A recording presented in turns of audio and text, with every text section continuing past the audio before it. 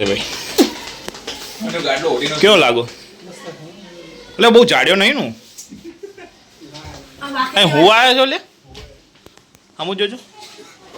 ખાવાનું બાકી છે આ બધું જોશે હો બધા યાદ રાખજો